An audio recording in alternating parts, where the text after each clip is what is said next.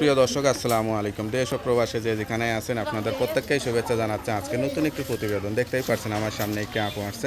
আসলে আপুর জীবনে কি হয়েছে বা কেন আসছে চলুন কথা বলেই জানার চেষ্টা করি। আপু আসসালামু আলাইকুম। ওয়ালাইকুম আসসালাম। আসসালামু আলাইকুম। ওয়ালাইকুম আসসালাম। আপু আপনার নাম কি? সুবর্ণা ভাই। সুবর্ণা। আপু কেমন আছেন আপনি? এই তো আল্লাহ রাখছে ভালো। ভালোই আছেন। আপনার বাড়ি কোথায়, ঠিকানা কোথায়? আমার দেশের বাড়ি জামালপুরে। জামালপুর। পরিবারে কে কে আছে? পরিবারে মা আছে আর নানি আছে। আচ্ছা, আপনি কি করেন? আমি মানুষের বাসা বাড়িতে কাজ করি। বিয়ে শাদী হয়নি আপনার?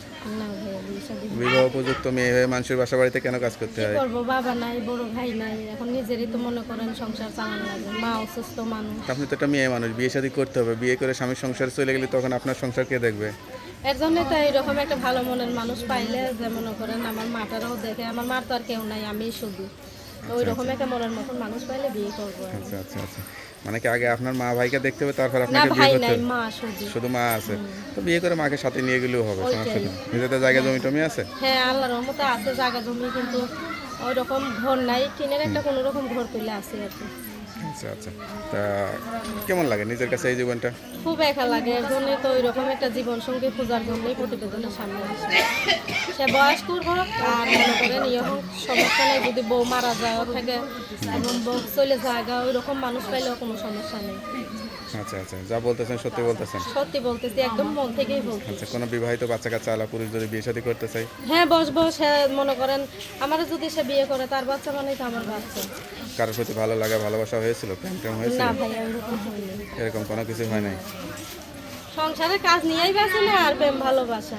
আচ্ছা আচ্ছা, তো এখন কেউ যদি সরাসরি আসে দেখা সাক্ষাৎ করে তাহলে তো সঠিক তথ্য পাবে? হ্যাঁ হ্যাঁ, জামালপুরে আসলে আমার সাথে দেখা করতে পারবে, বিয়ে করবো আর কি। আচ্ছা আচ্ছা আচ্ছা, মানে কি আগে আপনার মা ভাইকে দেখতে হবে তারপর না আপনাকে বিয়ে ভাই করতে নাই, হবে? মা শুধু। শুধু মা আছে, তো বিয়ে করে মাকে সাথে নিয়ে গেলেও হবে, সমস্যা নেই। নিজেদের জায়গা জমি টমি আছে? হ্যাঁ আল্লাহর রহমতে আছে জায়গা জমি, কিন্তু ওই রকম ঘর নাই, টিনের একটা কোনো রকম ঘর পেলে আছে আর কি। আচ্ছা আচ্ছা, তা কেমন লাগে নিজের কাছে এই জীবনটা?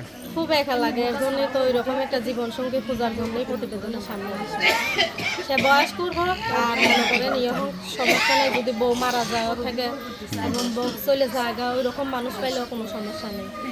আচ্ছা আচ্ছা, যা বলতেছেন সত্যি বলতেছেন? সত্যি বলতেছি, একদম মন থেকেই বলতেছি। আচ্ছা, কোনো বিবাহিত বাচ্চা কাচ্চা আলা পুরুষ যদি বিয়ে শাদী করতে চাই? হ্যাঁ বসবো, সে মনে করেন আমার যদি সে বিয়ে করে, তার বাচ্চা মানেই তো আমার বাচ্চা। কারোর প্রতি ভালো লাগা ভালোবাসা হয়েছিল, প্রেম টেম হয়েছিল? না ভাই ওইরকম হয়নি। এরকম কোনো কিছু হয় নাই? সংসারের কাজ নিয়েই বাঁচে না, আর প্রেম ভালোবাসা।